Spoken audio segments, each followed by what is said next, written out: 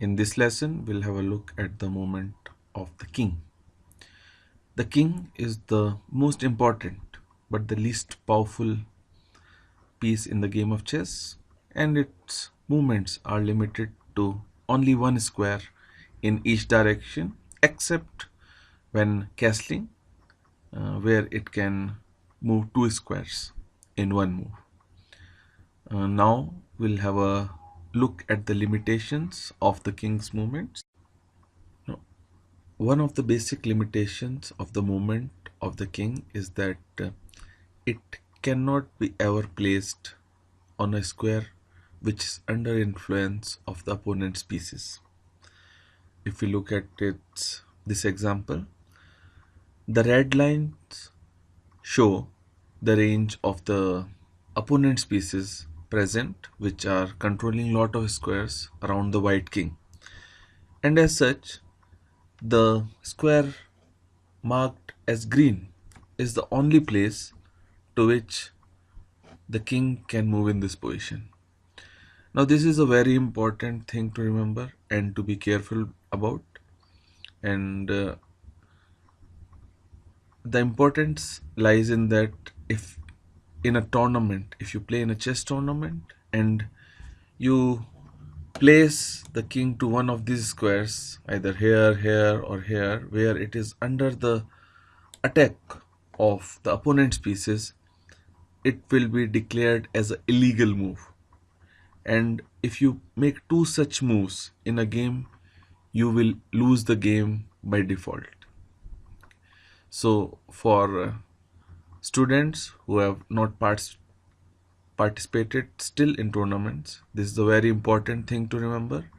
And the main point being, you have to be really careful about the movement of the king and be sure that you are placing it on a square where it is safe from attack of any of the opponent's pieces. Something like this.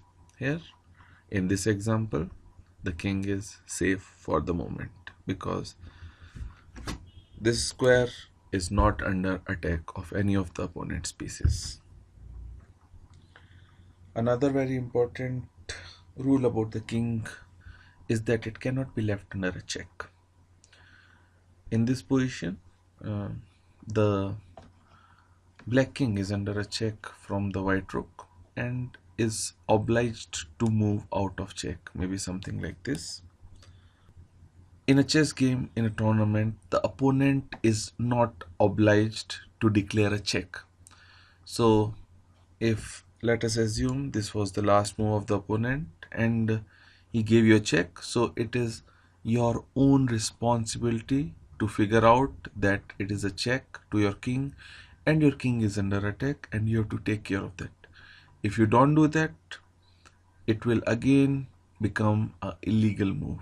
If you leave your king under a check and move some other piece, that again will be declared as an illegal move on your part, and two such moves, as I already told in the last example, will lose the game for you. So for beginners, this is a very important thing to remember, to stop, to notice what the opponent has moved, and if his or her last move happened to give a check to your king, you must notice this on your own and take care of that. So in this example, I can choose to move the king away from the check like this. Thank you. In this example, we'll see a capture with the king and some care and some restrictions that we have to associate with the movement of the king, particularly when it is making a capture. As we know, the king cannot be placed under a check, and that restricts the movement of the king in certain positions, as we see in the example here.